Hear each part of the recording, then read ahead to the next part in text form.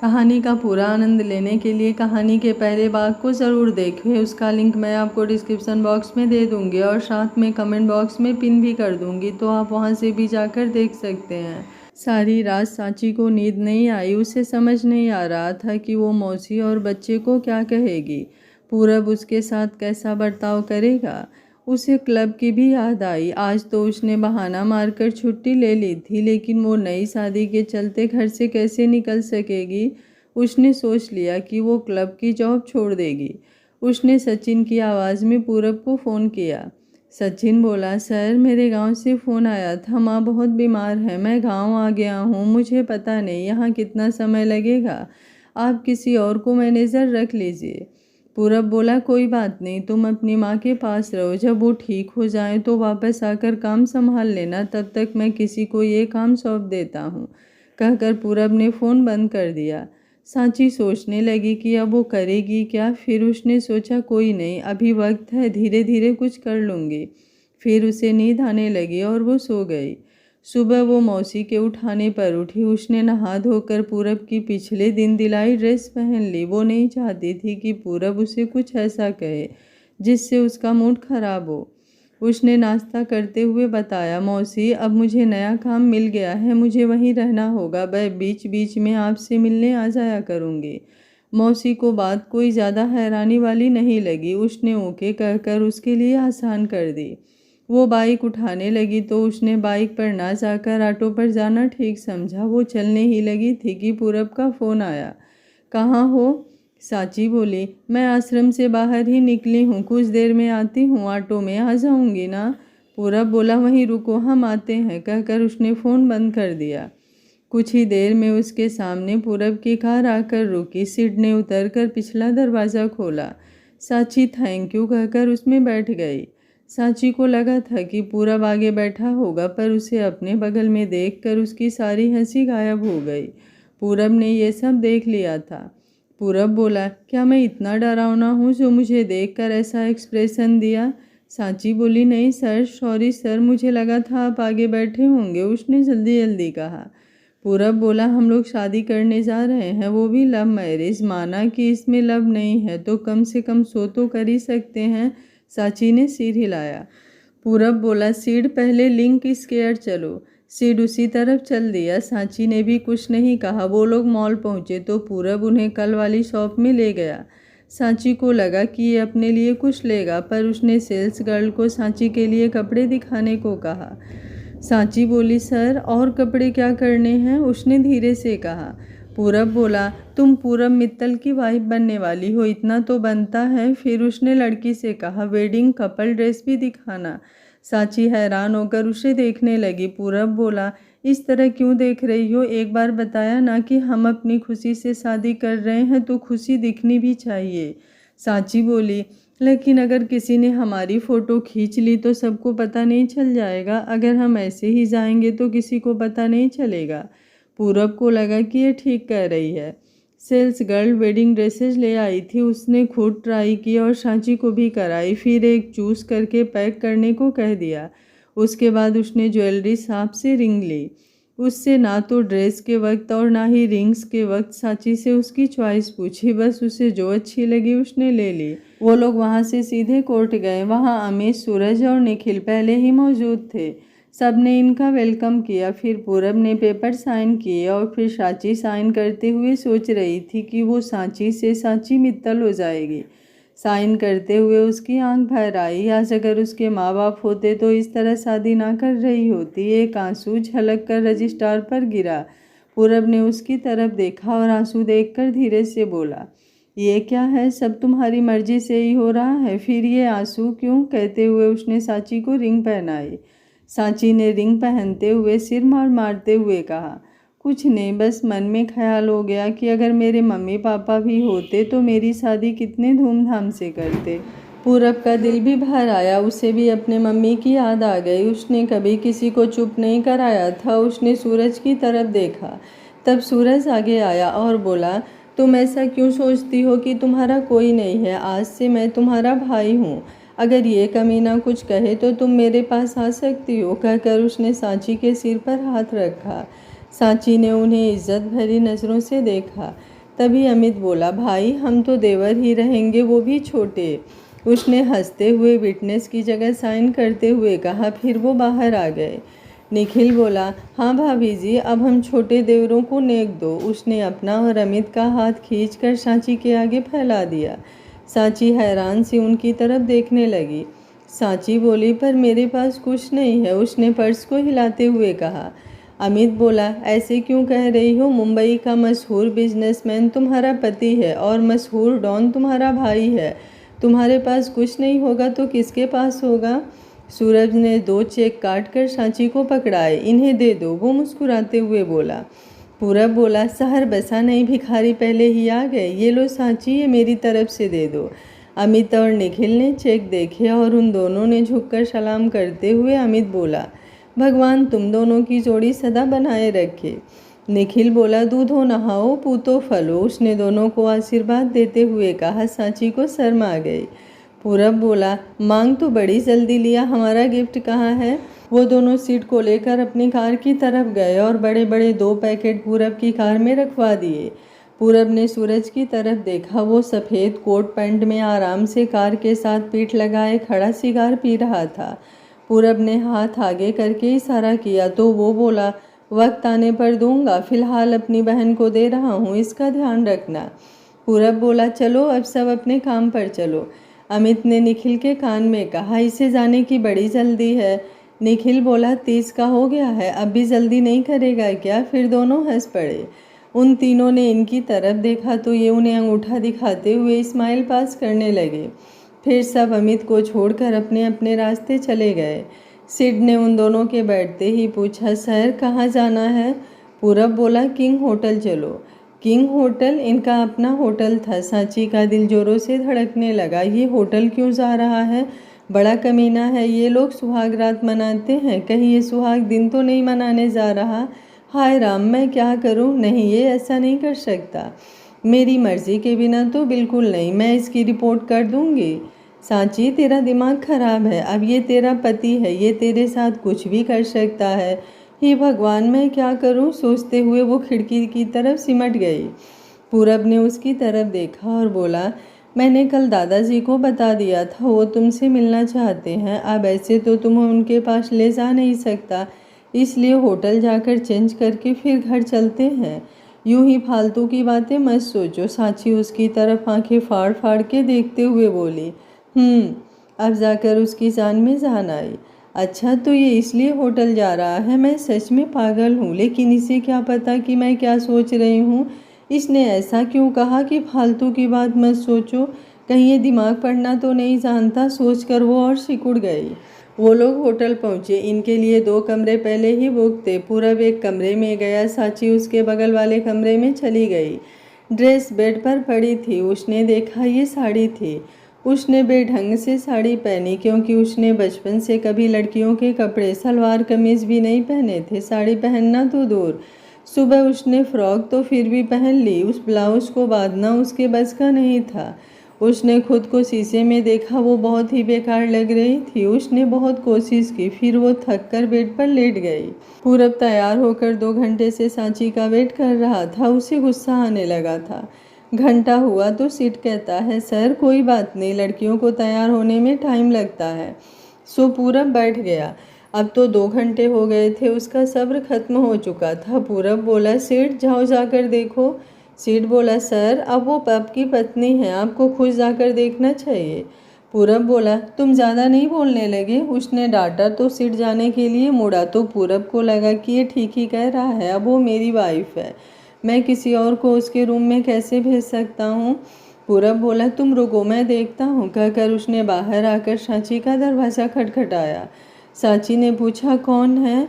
पूरब बोला, मैं हूँ, अभी तक तैयार नहीं हुई? सांची ने आकर धीरे से दरवाज़ा खोला, खुद दरवाजे के पीछे छुप गई। जब पूरब अंदर आ गया तो उसने दरवाज़ा बंद कर दिया। पूरब ने पीछे मुड़कर देखा तो सांची ने एक हाथ से ब्लाउज और एक हाथ से साड़ी को पकड़ा हुआ था। वो गुस्से से बोला, ये सब क्या है? अभी तक साड़ी नहीं पहनी? सांची बोली, मुझे ये पहननी नहीं आती, मैंने कभी पहनी नहीं है, उसने भोलेपन से कहा। पूरब बोला, तो मुझे पहले बता देती, कोई सूट या लहंगा ले लेते। अब किसी को बुला भी नहीं सकता और ड्रेस लाने का समय नहीं बचा। अच्छा चलो इधर आओ। उसने सांची को अपने पास बुलाया। वो साड़ी में उलझी हुई घसीटती हुई उसके पास आई। पूरब ने फ़ोन पर साड़ी बांधने का तरीका देखा और उसकी साड़ी ठीक करने लगा, पर उसके ब्लाउज़ की डोरियां भी खुली थी। उसने पहले उसकी डोरियां बांधी। सांची की गोरी पीठ देखकर उसके हाथ कांप रहे थे और उसकी धड़कन तेज हो गई थी। उसकी गर्म सांसें सांची अपनी पीठ पर महसूस कर रही थी। उसने दोनों हाथों की मुट्ठियां भींच ली। उसे पसीने आने लगे थे। उसका दिल इतने जोरों से धड़क रहा था कि उसे लग रहा था कि उसका दिल सीने से बाहर आ गिरेगा। उसने एक हाथ से अपने सीने को दबा लिया। पूरब ने पूरी कोशिश की कि उसके शरीर को छू ना सके। उसने बड़ी मुश्किल से डोरियां बांधी। फिर उसने सांची के खुले बालों को पीछे किया। सांची ने चैन की सांस ली। तब पूरब आगे आया और उसकी साड़ी बांधने लगा। उसने बहुत ही सलीके से साड़ी बांधी। बांधने के बाद जब उसने सांची को देखा तो उसे अपनी मम्मी याद आ गई। वो ऐसे ही साड़ी बांधती थी। सांची उस नेट की मैरून साड़ी में बहुत ही प्यारी लग रही थी। वो उसे देखता ही रह गया। उसने मेकअप नहीं किया हुआ था, फिर भी वो बहुत सुंदर लग रही थी। पूरब मेकअप किट की तरफ देखते हुए बोला, ये लगा लो। सांची बोली, मुझे ये भी करना नहीं आता, कभी किया ही नहीं, मुझे तो बस लिपस्टिक लगानी आती है, वो लगा लूं। पूरब को उसके भोलेपन पर हंसी भी आई और हैरानी भी हुई कि आज के दौर में ऐसी लड़की भी है। जब वो छोटा था तो अक्सर अपनी मम्मी को तैयार होते देखा करता था, तो उसने सांची को पास बुलाया और उसका मेकअप करने लगा। वो एक एक चीज़ का नाम पढ़कर यूज कर रहा था। जिस चीज़ का उसे पता नहीं चलता था उसे वो फ़ोन में चेक कर लेता। उसने बहुत ही अच्छा मेकअप किया। सांची मन में सोच रही थी कि इसे साड़ी बांधनी आती है और मेकअप करना भी आता है। जाने कितनी लड़कियों का मेकअप किया होगा इसने, सोचकर वो मन ही मन कुढ़ रही थी। पूरब बोला, मैंने कभी किसी की साड़ी नहीं बांधी और ना ही कभी किसी का मेकअप किया है। ये पहली बार है और तुम पहली लड़की हो जिसकी मैंने साड़ी बांधी और मेकअप किया है। सांची हैरान हो गई। ये दिल की बात पढ़ लेता है क्या? झूठ बोल रहा है। अगर पहले नहीं किया तो ये सब आता कैसे है? मुझे तो फ़ोन देखकर भी साड़ी बांधनी नहीं आती। पूरब बोला, जब मैं छोटा था तो अक्सर मम्मी को तैयार होते देखता था, उन्हीं से ये सब सीखा हूँ। यूं ही मेरे बारे में गलत ना सोचती रहा करो। कहकर उसने सांची के माथे पर उंगली मारी। सांची अपने माथे को छूते हुए सोच रही थी, इसे मेरे मन की बात पता लग जाती है, अब सोच समझ कर ही सोचूंगी। वो अपने दूसरे कपड़े उठाने लगी तो पूरब बोला, इन्हें यहीं छोड़ दो, तुम चलो। कहकर वो दरवाज़ा खोलकर बाहर निकल गया। वो खड़ी सोच ही रही थी कि उसने देखा कि पूरब आगे निकल गया है। उसने हील पहनी थी, वो भी पहली बार। उससे चला नहीं जा रहा था और पूरब आगे निकल गया था। उसने अपनी सैंडल निकालकर हाथ में उठा लिया और तेज तेज चलने लगी। वो जल्दी जल्दी चल रही थी। उसे पता ही नहीं चला कि पूरब रुक गया है। वो उससे जाकर टकरा गई।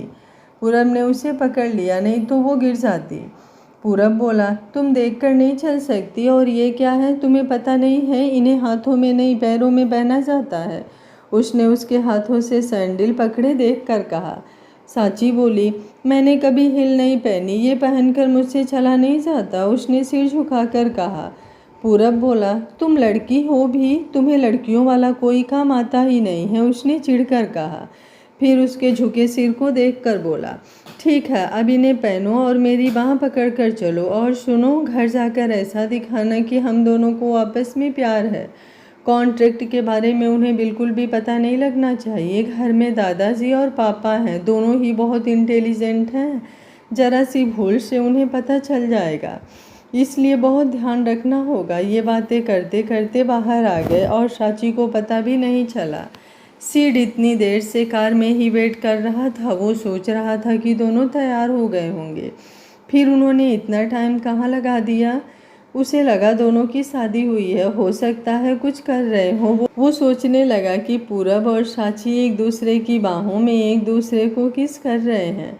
तभी उसने सामने से उन दोनों को आते देखा। सांची पूरब की बाह पर लगभग गिरी हुई थी। दोनों एक खूबसूरत जोड़े की तरह चल रहे थे।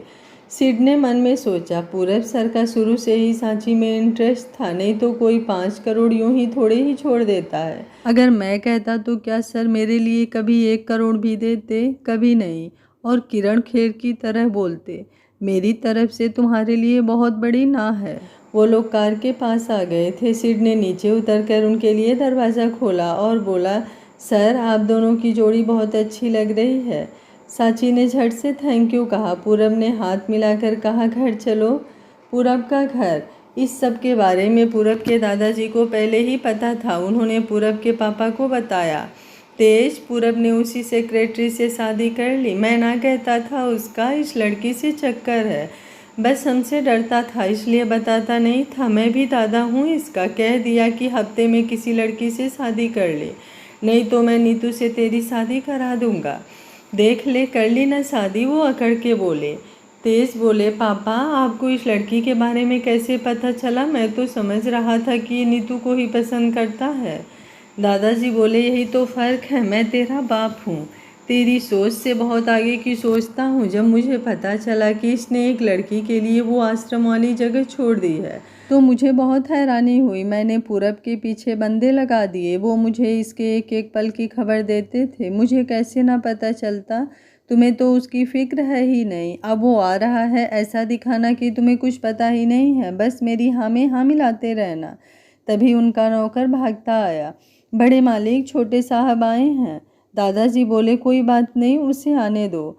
वो सोफे पर अकड़ कर बैठ गए। पूरब कार से उतरकर अंदर जाने लगा। फिर उसने पीछे मुड़कर देखा। सांची अपनी साड़ी संभालते हुए कार से नीचे उतरी। पूरब ने अपना हाथ उसके आगे बढ़ाया। उसने हैरानी से देखते हुए हाथ पकड़ लिया। सांची घर को देख रही थी। उनके आश्रम से भी बड़ा घर था इनका। ऐसे घर उसने फिल्मों में ही देखे थे, आज पहली बार सामने से देख रही थी। पूरब आगे बढ़ा तो उसे अपनी बाह पर खिंचाव महसूस हुआ। उसने पीछे मुड़कर देखा तो सांची वहीं जमी खड़ी घर को देख रही थी। पूरब बोला, अब चलो भी, वो पहले ही इतनी मुश्किल से एक्टिंग कर रहा था, ऊपर से और टाइम खराब कर रही है। वो सोच रहा था कि एक बार इसे दादाजी से मिला दूं, फिर काम खत्म, लेकिन ये खत्म होने दे तब ना। सीट उन्हें उतार कर चला गया। वो दोनों अंदर आ गए थे। साची तो एक एक चीज़ को देख रही थी। वो बार बार रुक रही थी। पूरब उसे घसीटते हुए चल रहा था। पूरब धीरे से बोला, जल्दी चलो, दादाजी तुम्हें देख रहे हैं। उसकी बात सुनकर साची ने सामने देखा। लिविंग रूम में एक बुजुर्ग और एक मिडिल एज आदमी बैठे थे। उसने अपने आप को सीधा किया और चल दी। नौकर यहाँ वहाँ से छुपकर झांक रहे थे। उनके पास जाकर पूरब ने उन दोनों के चरण छुए और सांची को भी इशारा करने वाला था कि उसने खुद ही उनके पैर छू लिए। सांची बचपन से एक परिवार के लिए तड़प रही थी। आज वो इस परिवार को देखकर खुशी में सब भूल गई। उसने बड़े आदर से उनके पैर छूते हुए कहा, चरण स्पर्श दादाजी, चरण स्पर्श पापा जी। दादाजी झूठा गुस्सा दिखाने लगे थे, लेकिन सांची की नम आंखें देखकर प्यार से बोले, जीते रहो बेटा, यहाँ आओ, मेरे पास बैठो। पूरब भी सांची के साथ उनके पास आने लगा तो वो पूरब को गुस्से से बोले, नालायक, तुझे नहीं बुलाया मैंने, मैं सिर्फ इसे बुला रहा हूँ। सांची उनके पास बैठते ही रो पड़ी। उन्होंने पूरब की तरफ देखा पर पूरब को कोई फर्क नहीं पड़ रहा था। तेज बोले, क्या बात है बेटा, रो क्यों रही हो? पापा तुम्हें कुछ नहीं कहेंगे। उन्हें लगा कि उनके पूरब को गुस्सा होने के कारण वो रो रही है। सांची बोली, पापा मैं इनके डांटने के कारण नहीं रो रही, असल में मैं बचपन से ऐसे माहौल के लिए तरसी हूँ। आज ये सब देखकर खुशी के आंसू आ गए। वो उल्टे हाथों से अपने आंसू साफ करती हुई बोली। दादाजी बोले, आज के बाद तुझे कभी भी ये कमी महसूस नहीं होगी। आज से तू हमारे परिवार का हिस्सा है। ये घर तेरा है, जैसे चाहे वैसा कर। इससे भी डरने की ज़रूरत नहीं है। अगर ये कुछ कहे तो हम दोनों को बता, हम इसे बताएंगे। वो पूरब की तरफ इशारा करते हुए बोले। तेज पूरब से बोले, तू तो कहता था कोई लड़की नहीं है, तो अब ये कहाँ से आ गई? इस तरह कोर्ट मैरिज का क्या मतलब है? हमें बताता, हम धूमधाम से तेरी शादी करा देते। दादाजी बोले, और नहीं तो क्या, इतनी प्यारी बहू है हमारी, मैं अपने दोस्तों को दिखाता और चिढ़ाता। तेज, तू एक बात तो भूल ही गया, इतने सालों से जो हम लोगों की शादियों में शगुन दे रहे हैं, वो अभी तो वापस आना था, वो भी गया अब तो। उन्होंने जानबूझकर पूरब की क्लास लगाई। पूरब बोला, मैं तो चाहता था कि शादी धूमधाम से हो, पर साची कहती है कि उसे चुपचाप शादी करनी है, किसी को पता नहीं चलना चाहिए। उसने सारा इल्ज़ाम साची पर डाल दिया। साची हैरानी से उसकी तरफ देखने लगी। उसे गुस्सा आया। वो मन ही मन कह रही थी, अच्छा है तुम्हें इन दोनों से डांट पड़ी, तुम हो ही इसी लायक। दादाजी बोले, ये साची कौन होती है? शादी चुपचाप कराने वाली। वो अपनी शादी चुपचाप करा ले, तुम्हारी शादी ऐसे क्यों करवाई? पूरब ने साची की तरफ इशारा करके कहा, दादाजी यही साची है, मेरा मतलब इसका नाम साची है। दादाजी साची की तरफ देखा। ये बेचारी कहाँ बोलती है, तूने ही इसे डराया होगा, इतनी भोली भाली बच्ची है, अगर तूने इसे कुछ कहा तो देख लेना। फिर साची से बोले, बेटा क्या ये सच कह रहा है, तूने ऐसा कहा था? साची को मज़ा आया कि दादाजी ने उसे डांटा, पर अब उसे पूरब का भी दिल रखना था, इसलिए बोली, जी मैंने ही कहा था, मैं नहीं चाहती थी कि लोग आपका मजाक उड़ाए कि आपने कैसी लड़की से अपने पोते की शादी की है। दादाजी उसके सिर पर हाथ रखकर बोले, नहीं बेटे ऐसा नहीं कहते, तुम तो इतनी अच्छी हो, चलो जैसा तुम्हें अच्छा लगे वैसा करो, हम छोटी सी पार्टी तो कर सकते हैं ना? उन्होंने साची से पूछा। साची पूरब की तरफ देख रही थी। उसने उंगली से नहीं का इशारा किया। दादाजी ने देखा कि साची पूरब को देख रही है तो उन्होंने पूरब की तरफ देखा। पूरब को पहले ही पता था। वो चुपचाप सिर झुकाए बैठ गया। साची ने ना करते हुए कहा, नहीं दादाजी, अगर हमारे ऑफिस वालों को पता चला तो सब मुझे गोल्ड डिगर कहेंगे, मैं ऐसा नहीं चाहती, इसलिए मैं अभी वहाँ नहीं बताना चाहती, जब मैं कुछ कर जाऊँगी तब मैं सबको बताऊँगी। दादाजी बोले, जैसी तुम्हारी मर्जी। तभी उनके बटलर ने आकर चाय सर्व की। साची बैठकर देख रही थी। पूरब उसे देखकर इशारे कर रहा था कि चाय उठाकर दो, पर उसने पूरब की तरफ देखा ही नहीं। पूरब बोला, साची दादाजी को और पापा को चाय दो। साची के लिए साड़ी के साथ खड़ा होना ही मुश्किल था, चाय पकड़ना तो एवरेस्ट चढ़ने जैसा था। वो बोलती उससे पहले ही दादाजी बोले, तेरे हाथों में मेहंदी लगी है, तू नहीं पकड़ा सकता? तब पूरब ने उठकर दोनों को चाय पकड़ा दी। साची हैरान थी कि इतने अमीर होने के बावजूद भी पूरब ये काम करता है। वो पूरब को प्यार से देखने लगी। फिर उसने अपने सिर मारकर खुद को संभाला। चाय पीकर पूरब बोला, मैं कंपनी जा रहा हूँ, तुम रेस्ट करो। कहकर वो जाने लगा तो दादाजी बोले, आज कंपनी नहीं जाओगे तो हम कंगाल नहीं हो जाएंगे। आज तुम्हारी शादी हुई है, कम से कम आज तो इसके साथ रहो। तेज तुम जाओ कंपनी। उनकी बात मानकर पूरब रुक गया और तेज कंपनी चले गए। दादाजी बोले, जा पूरब, इसे घर दिखा और कपड़े भी बदलवा दे, बेचारी साड़ी में फंसी बैठी है। साची को बहुत अच्छा लगा कि दादाजी उसका इतना ख्याल रख रहे हैं। पूरब उसे घर दिखाते हुए सबसे पहले अपने कमरे में ले गया और बोला, पहले तुम अपने कपड़े बदल लो। साची बिना कुछ सोचे बाथरूम में गई और उसी वक्त साड़ी उतार दी। फिर उसे ध्यान आया कि उसने पहनने वाले कपड़े तो लिए ही नहीं। वो खड़ी खड़ी सोचने लगी कि बाहर जाए या ना जाए। बाहर पूरब बैठा है, वो क्या कहेगा? उधर पूरब ने देख लिया था कि वो बिना कपड़े लिए बाथरूम में चली गई है। उसने सिर मारते हुए सोचा कि इसका कुछ नहीं हो सकता।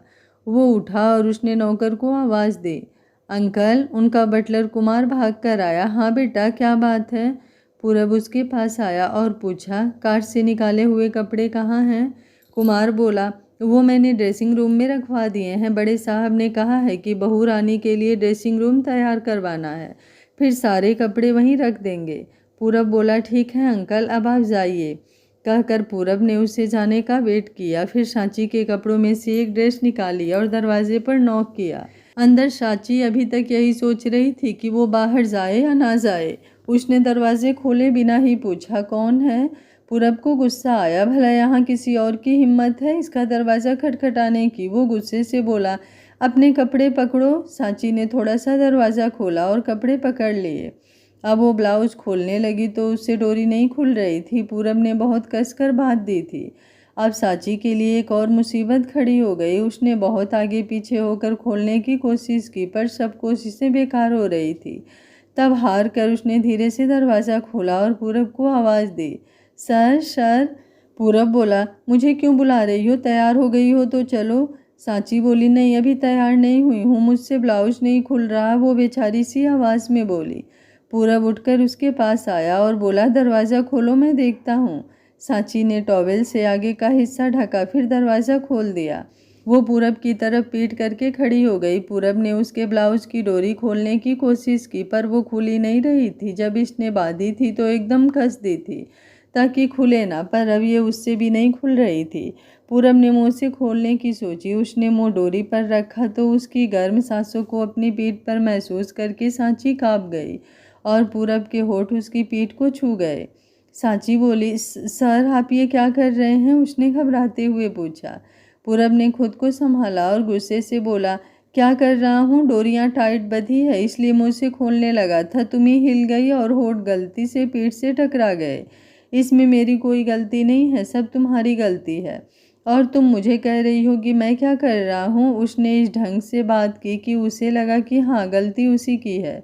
वो सोचने लगी कि वो पागल है जो गलत सोचती है। उसने सुबह इतने ढंग से साड़ी बांधी थी, अगर कुछ करना होता तो उस वक्त भी कर सकता था। ये ठीक कह रहा है, मैं ही हिल गई, सब मेरी ही गलती है। सांची बोली, आई एम सॉरी सर, सब मेरी ही गलती है। उसने बड़ी इज्जत से कहा। पूरब ने बस हूँ कहा और डोरी खोलने की कोशिश करता रहा। अब उसके होठ उसकी पीठ को छू भी रहे थे पर सांची अब कुछ नहीं बोली। पूरब को अब मज़ा आ रहा था। वो पहले कभी किसी लड़की के करीब नहीं गया था। पहले उसे लगा कि ये गलत है, फिर उसने सोचा कि ये मेरी वाइफ है तो ये सब करना गलत कैसे है। ये सोचते ही उसका दिल बेईमान हो गया और उसने सच में उसकी गर्दन पर पूरे जोश में किस कर दिया।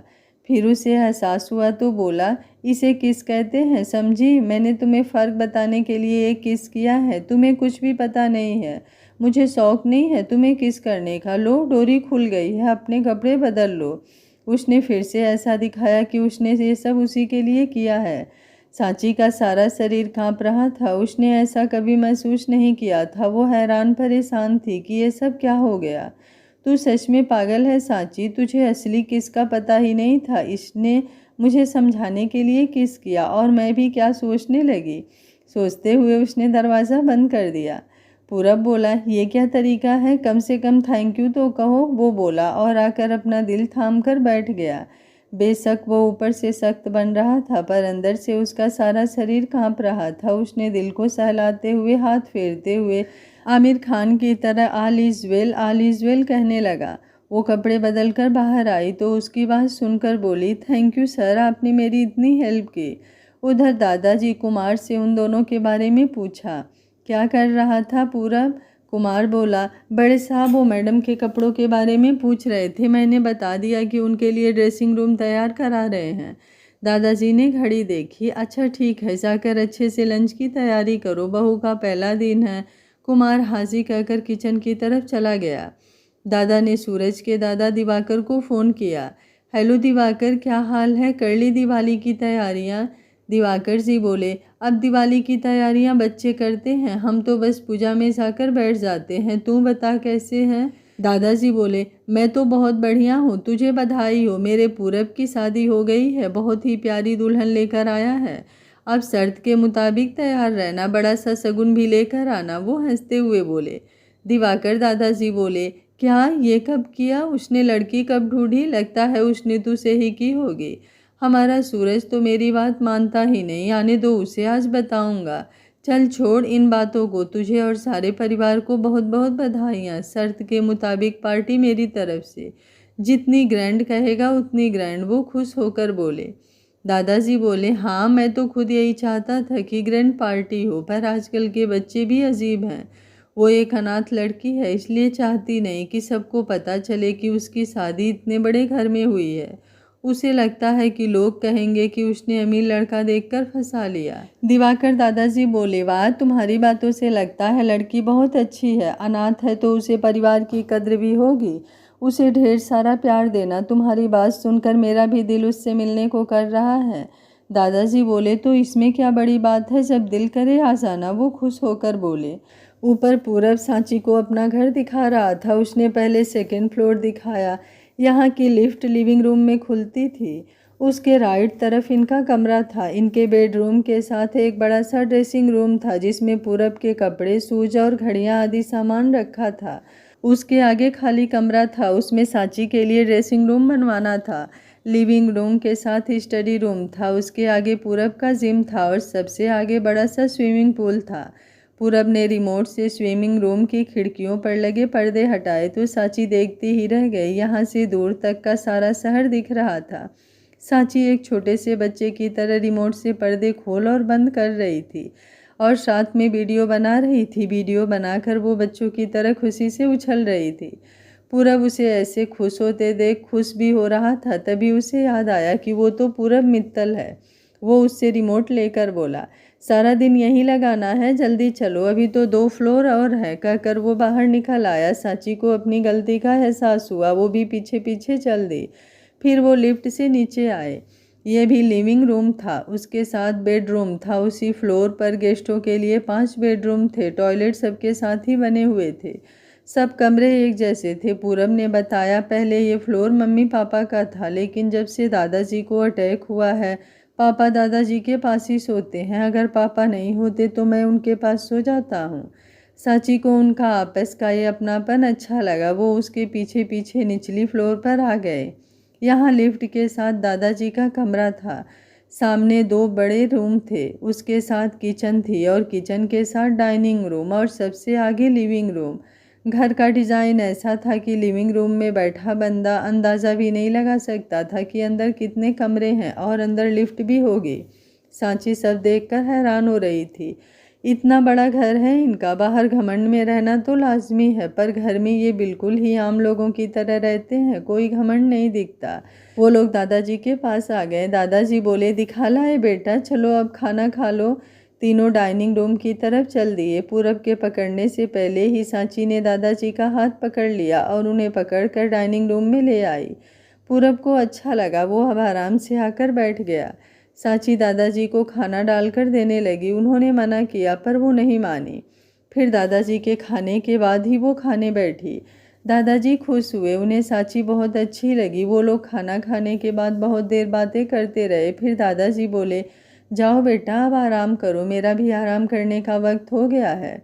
दोनों ऊपर आ गए। पूरब स्टडी रूम में चला गया और सांची अपने कमरे में आकर फ़ोन चलाने लगी। तभी पूरब ने फ़ोन करके उसे स्टडी रूम में बुलाया। वो वहाँ गई और दरवाजे पर नॉक किया। पूरब बोला, कम इन, तो वो अंदर आई। उसने पहले स्टडी रूम बाहर ही से ही देखा था, अब वो देखकर हैरान रह गई। चारों दीवारें किताबों से भरी पड़ी थी। ऐसा लग रहा था मानो ये दीवारों ईंटों से नहीं, किताबों को जोड़कर बनाई गई हो। उन्हें ऐसे खड़ा देख पूरब बोला, ये सब हम तीनों की पसंद की किताबें हैं, उन्हें छोड़ो, तुम इधर आओ। ये होटल वाले प्रोजेक्ट की फ़ाइल है, इसे स्टडी करो और गलतियाँ बताओ। सांची बोली, सर मैं क्या बताऊँ, मुझे इस बारे में इतनी नॉलेज नहीं है।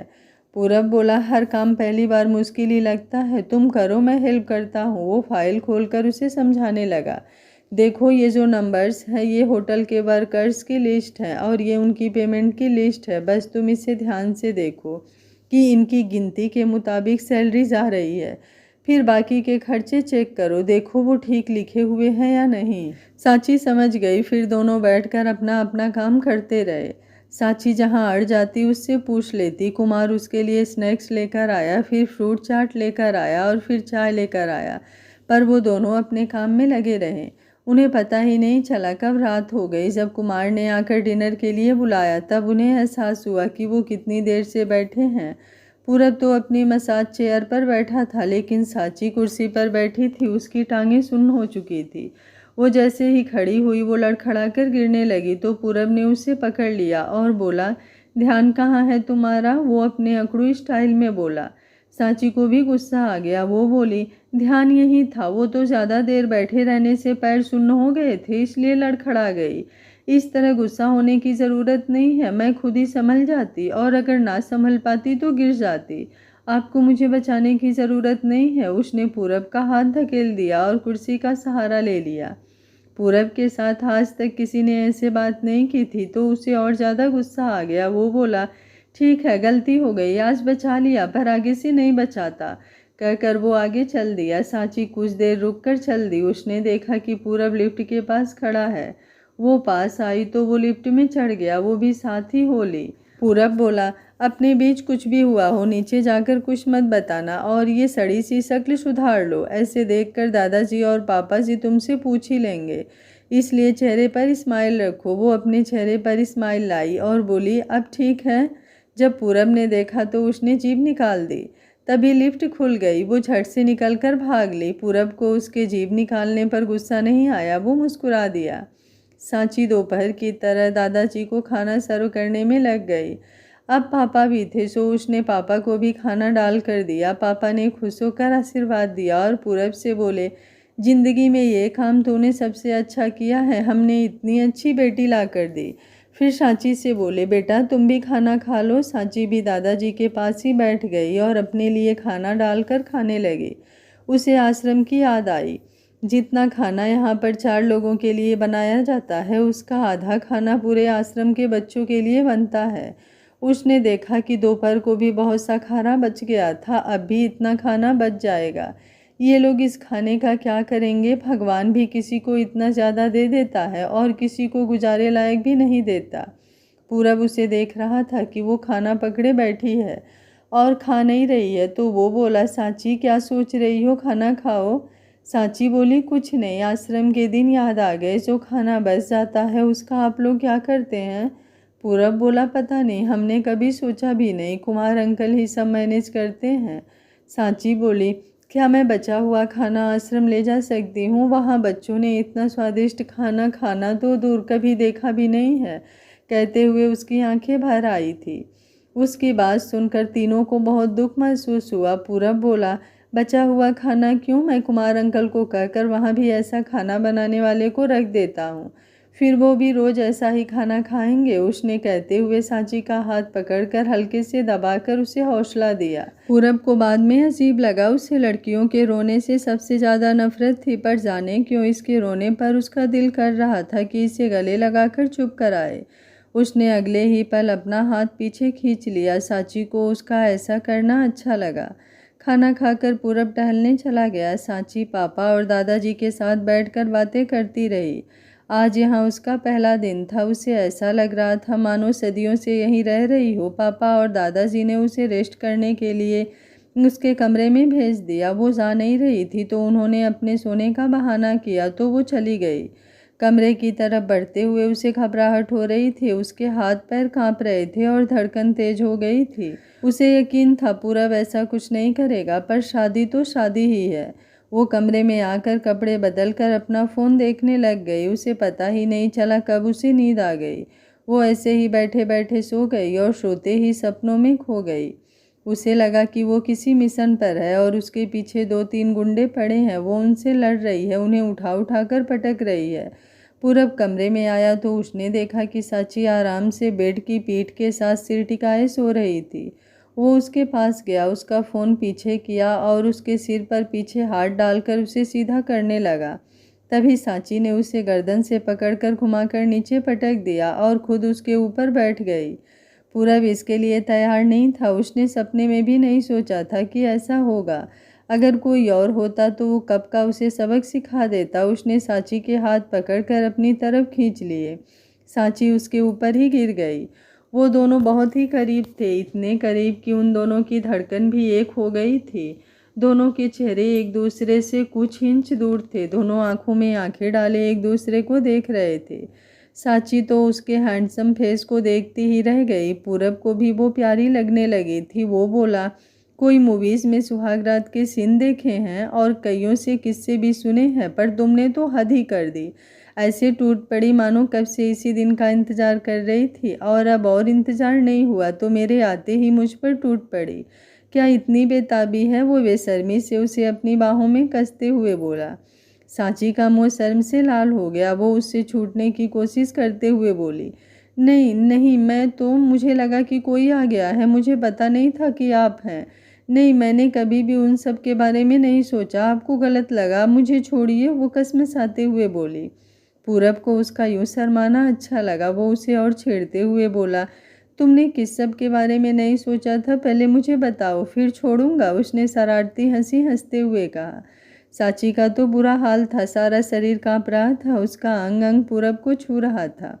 ऊपर से ये ऐसी बातें कर रहा था। मैं क्या बोली? फिर वो हिम्मत करके बोली, वो सुहागरात के बारे में क्यों सोचूं? हमारी तो कॉन्ट्रैक्ट मैरिज हुई है।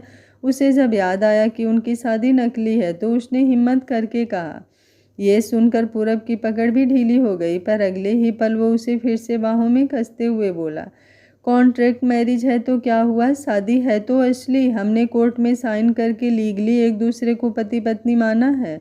तुम इसे नकली नहीं कह सकती। बाकी अब जब तुमने खुद ही शुरुआत कर दी है, अब मुझ पे इल्ज़ाम मत देना। कहकर उसने सांची का चेहरा अपनी तरफ खींचा और उसके लबों पर चूम लिया। सांची की आंखें हैरानी से फैल गई। पहले उसे कुछ समझ ही नहीं आया। जब तक समझ आया तब तक वो भी इस पहली किस में खो गई। उसकी बाहें अपने आप पूरब के गले में चली गई और दोनों एक दूसरे को किस करने लगे। पूरब के हाथ उसके बदन पर फिरने लगे और सांची उसके घुघराले बालों में अपने हाथ फेरने लगे। कुछ देर बाद पूरब को एहसास हुआ कि वो ऐसा नहीं कर सकता। उन्होंने 1 साल बाद तलाक लेने का कॉन्ट्रैक्ट साइन किया है, इसलिए जब इसे छोड़ ही देना है तो संबंध बनाना गलत होगा। ये सोचते ही उसने सांची को छोड़ते हुए कहा, रात बहुत हो गई है, तुम सो जाओ, मैं भी कपड़े बदल लूँ। कहकर वो उठकर बाथरूम की तरफ चला गया। वो कपड़े खोलकर शावर के नीचे खड़ा होकर सोचने लगा। उसे ये क्या हो गया था, वो खुद पर काबू क्यों नहीं रख पाया। उसे खुद पर घमंड था कि कोई भी लड़की उसके सेल्फ कंट्रोल को हिला नहीं सकती, और सांची के पास आते ही उसे ये क्या हो गया। सांची लेटी बाथरूम की तरफ देखती रही। उसे समझ नहीं आया कि ये सब क्या था। पूरब ने क्यों मेरे साथ ये सब किया। फिर खुद ही शुरू करके खुद ही पीछे हट गया। क्या इसे अपनी कोई गर्लफ्रेंड याद आ गई? कहीं फिल्मों की तरह तो नहीं कि इसकी गर्लफ्रेंड विदेश गई हो और उसे आने में वक्त लगना हो, और इधर दादाजी ने शादी की शर्त रख दी हो, तो इसने मुझे आसान शिकार समझकर अपने जाल में फंसा लिया। उसे पता था कि मैं मना नहीं करूँगी, उसे सब पता था। उसने मेरी मजबूरी का फ़ायदा उठाया। फिर ये सब क्या था? मैंने सुना है अमीर लोग ऐसे ही होते हैं, लड़कियों को कपड़ों की तरह बदलते हैं। ऐसा सोचकर उसे खुद से घिन होने लगी। उसने सोच लिया कि आगे से ऐसा कुछ नहीं होने देगी। वो पूरब को भी साफ कह देगी। वो सोच ही रही थी कि तभी बाथरूम का दरवाज़ा खुला। उसने झट से मुंह फेर लिया। पूरब बेड की तरफ आया तो वो आंखें बंद करे सो रही थी। उसने चुपचाप एक तकिया लिया और जाकर सोफे पर लेट गया। सांची ने सब महसूस किया। उसने आंखें खोल कर देखा कि वो सोफे पर लेटा था। उसकी टांगें लंबी होने के कारण नीचे लटक रही थी। उसे बुरा लगा। वो उसके पास गई और बोली, देखिए सर, आप बेड पर सो जाइए। पूरब ने घूमकर उसकी तरफ देखा और बोला, मैं यहाँ ठीक हूँ, तुम बेड पर सो जाओ। सांची बोली, सर मेरी हाइट आपसे कम है, इसलिए मैं सोफे पर सेट हो जाऊंगी, आपके लिए वहाँ सोना ठीक नहीं है, उसने रिक्वेस्ट के लहजे में कहा। पूरब मान गया और बेड पर जाकर सो गया। सांची सोफे पर सो गई। अगली सुबह पूरब के जगाने पर वो उठी। उसने देखा कि पूरब ट्रैक सूट पहने उसके सामने खड़ा था। वो एकदम से खड़ी हो गई और झुककर बोली, गुड मॉर्निंग सर। पूरब को हंसी आ गई। वो बोला, गुड मॉर्निंग, जाओ जाकर बेड पर सो जाओ, मैं जॉगिंग करने जा रहा हूँ। सांची जाकर बेड पर लेट गई। पूरब जॉगिंग के लिए चला गया। कुछ देर बाद वो वापस आ गया। उसने सांची को दोबारा जगाया और बोला, सांची उठो, टाइम हो गया है, कंपनी जाना है। सांची एकदम से उठी और उसने आंखें खोलकर देखा। सामने पूरब सर खड़े थे। वो सोचने लगी कि उसे आज पूरब सर क्यों नज़र आ रहे हैं। जब पूरब ने उसे हिलाया तो उसे याद आया कि कल उनकी शादी हुई है, तो वो उठकर तैयार होने चली गई। तैयार होकर वो नीचे आई तो पूरब पहले ही तैयार होकर ब्रेकफास्ट कर रहा था। पापा और दादाजी लिविंग रूम में बैठे थे। वो पहले उनके पास गई और उनके चरण छुए, फिर अपनी प्लेट में से एक सैंडविच लेकर बाहर जाने लगी। पूरब बोला, तुम कहाँ जा रही हो, बैठकर खाना खा लो, उसने ऑर्डर दिया। सांची आदत के अनुसार बोली, मुझे जाने दो, लेट हो गई। तो खड़ूस बोले। बात पूरी करने से पहले ही उसकी नज़रें पूरब से मिल गई। उसकी इतनी बड़ी जीभ निकल गई। घर में पिन ड्रॉप साइलेंस हो गई। फिर दादाजी हंस पड़े और बोले, खड़ूस, वाह क्या नाम दिया है, हाँ ये इसी नाम के लायक है। सांची कान पकड़कर पूरब से बोली, सॉरी सर, वो गलती से मुंह से निकल गया, प्लीज़ आप किसी को कुछ ना कहना, सब मेरी बहुत केयर करते हैं। पूरब बोला, ठीक है, पर तुम अकेली कैसे जा रही हो, मेरे साथ ही चलना। दादाजी और पापा ने भी उसकी हाँ में हाँ मिलाई। सांची बोली, नहीं, अगर हम एक साथ जाएंगे तो सब बातें बनाएंगे, मैं ऐसा नहीं चाहती, मैं ऑटो या बस से चली जाऊंगी। दादाजी बोले, इसके साथ नहीं जाना तो ड्राइवर के साथ दूसरी कार में चली जाओ। सांची बोली, दादाजी आप भी भोले हैं, मैं दूसरी कार से जाऊंगी तो भी तो वो कहेंगे कि मुझ अनाथ के पास कार कहाँ से आई। अभी जॉब करते 2 महीने भी नहीं हुए। अच्छा कोई बाइक है तो वो दे दो, बाइक पर चली जाती हूँ। पूरब बोला, ठीक है, पहले ढंग से बैठकर खाना खाओ, फिर बाइक मिलेगी। सांची बैठकर खाना खाने लगे। पूरब ने कुमार को इशारा कर दिया था, वो उसी वक्त वहाँ से चला गया। जब वो लोग नाश्ता करके बाहर निकले तो बाहर एक शानदार बाइक खड़ी थी। सांची उसे देखकर खुश हो गई और पास जाकर उसका हैंडल पकड़कर हिला हिलाकर देखने लगी। सांची बोली, पर ये तो बहुत महंगी है, सब क्या कहेंगे। उसने पूरब को देखकर कहा। पूरब बोला, तुम खुद को समझती क्या हो, जब से आई हो कभी ये चाहिए कभी वो चाहिए। मैं तुम्हारा नौकर नहीं हूँ जो तुम्हारा हर काम करूँ। सांची चुपचाप बाइक लेकर चल दी। दादाजी खिड़की से इन दोनों को देख रहे थे। वो उन्हें ऐसे देखकर मुस्कुरा दिए और उसके पापा से बोले, तेज बेटा ये तेरा ही है, कहना तो मानकर शादी तो कर ली, लेकिन दोनों में प्यार नहीं है। मुझसे लिख कर ले ले, साल होते होते दोनों में प्यार भी हो जाएगा। सांची अच्छी बच्ची है, पूरब उसे प्यार किए बिना रह ही नहीं सकेगा। तेज बोले, चलो भगवान आपकी सुन ले, पर मुझे पूरब पर थोड़ा डाउट है कि उसने 1 साल का कॉन्ट्रैक्ट कुछ सोच कर ही बनवाया होगा। पता नहीं उसके मन में क्या है। पूरब सांची के पीछे पीछे ही था। वो कंपनी पहुंच गए। विमल भी अपनी बाइक पार्क कर रहा था। उसने सांची को नई बाइक के साथ देखा तो उसके पास आ गया और उसके कंधे पर हाथ रखकर बोला, क्यों सांची, नई बाइक कितने की आई। सांची बोली, अरे नहीं, ये मेरी नहीं है, मेरी खराब हो गई थी तो मैं अपने एक दोस्त से मांग कर लाई हूँ। विमल बोला, मैं भी कहूँ, इतने साल में मुझसे तो नई बाइक ली नहीं गई और तुमने 2 महीने में ही ले ली। फिर वो ऐसे ही उसके कंधे पर हाथ रखकर उसके साथ चल दिया, जैसे दोनों पक्के दोस्त हों। वहीं कुछ दूरी पर खड़ी काले शीशे वाले कार में से ये सब देखते हुए कोई जल भून रहा था। जल भून ही नहीं रहा था, जलकर राख हो गया था। वो दंदनाता हुआ अपने कमरे में गया। सबने गुड मॉर्निंग की, लेकिन उसने किसी को जवाब नहीं दिया। शिवानी, आज तो खड़ूस को सुबह सुबह ही दौरा पड़ गया। सांची मुस्कुरा दी। वो क्या कहती। फिर शिवानी सांची से बोली, सांची तुम कल आई नहीं थी ना, खड़ूस भी नहीं आया था, हमने तुम्हारी अटेंडेंस लगा दी है। अगर ये एब्सेंट देखता तो तुम्हें 100 बातें सुनाता। सांची ने मुस्कुराकर थैंक यू कहा और सोचने लगी कि कितने मासूम हैं ये लोग, मेरी अटेंडेंस लगा दी जबकि मैं उसी खड़ूस के साथ थी। तभी इंटरकॉम बजने लगा। शिवानी फ़ोन की तरफ जाते हुए बोली, पता नहीं किसकी सामत आई है, विमल तैयार हो जा। फिर उसने फ़ोन उठाया। Good morning sir. पूरब फिर उसकी विश को इग्नोर करते हुए गुस्से से बोला, सांची को अंदर भेजो, कहकर उसने फ़ोन रख दिया। शिवानी ने फ़ोन रखकर सांची की तरफ देखा और बोली, सांची सर तुम्हें बुला रहे हैं, कहीं उन्हें अटेंडेंस लगाने के बारे में पता तो नहीं चल गया। सुनो, डरना मत, अगर पता चल भी गया है तो कौन सा तुमने किया है, तुम कह देना तुम्हें नहीं पता, बस और कुछ मत कहना, हम खुद ही संभाल लेंगे। उसने सांची के कंधे पर हाथ मारते हुए कहा। इतने में अंजू भी आ गई। उसने भी सांची को हमदर्दी भरी नज़रों से देखा। उन्हें सांची पर तरस आ रहा था और सांची को उन पर। इन सब को जब पता चलेगा कि हमारी शादी हो गई है तो इनका क्या हाल होगा, ये मुझ पर कभी भरोसा नहीं करेंगे। वो सोचते हुए पूरब के कमरे में चली गई। वो नॉक करना भी भूल गई। पूरब बोला, नॉक कौन करेगा, इतनी बार कहा है, ऐसे ही मुंह उठाकर चली आती हो। पूरब बुरी तरह से सड़ा पड़ा था, पर इससे उसके हैंडसम फेस पर कोई फर्क नहीं पड़ रहा था।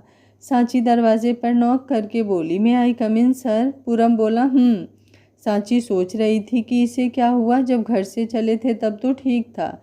सांची बोली, यस सर। पूरब बोला, ये लो कॉन्ट्रैक्ट को ध्यान से पढ़ो। उसने शादी का कॉन्ट्रैक्ट उसकी तरफ फेंकते हुए कहा। सांची पढ़ने लगी। पूरब बोला, ये नहीं, सिर्फ कंडीशन पढ़ो। ऐसा करो, तीसरी कंडीशन पढ़ो। सांची, पार्टी ए पार्टी बी, इस कॉन्ट्रैक्ट के चलते किसी अन्य से कोई अफेयर नहीं रख सकते। पढ़ के सांची ने पूरब की तरफ देखा कि इसमें क्या है, कहीं इसकी गर्लफ्रेंड वापस तो नहीं आ गई। आज का पार्ट आप लोगों को कैसा लगा, कमेंट बॉक्स में अपनी राय ज़रूर दीजिएगा। यार फिर आप लोगों के कमेंट्स और लाइक्स आना कम हो गए। आप लोगों के सपोर्ट की ज़रूरत है। इस कहानी पर बिल्कुल भी व्यूज़ नहीं आ रहे हैं। आप लोग कमेंट्स और लाइक करोगे वीडियो अपलोड होने के टाइम ही। जल्दी जल्दी तो हो सकता है कि थोड़े व्यूज़ बढ़ जाएं। उम्मीद करती हूँ आप लोग मुझे सपोर्ट करेंगे। कहानी अच्छी लग रही है तो वीडियो को लाइक शेयर एंड चैनल को सब्सक्राइब कर लीजिएगा और कहानी का अगला पार्ट जल्द से जल्द देखने के लिए कमेंट बॉक्स को अपने प्यारे प्यारे कमेंट से भर दीजिएगा। मैं इंतज़ार करूँगी आपके प्यारे कमेंट का। आप इंतज़ार करिए कहानी के अगले पार्ट का। Thank you for watching.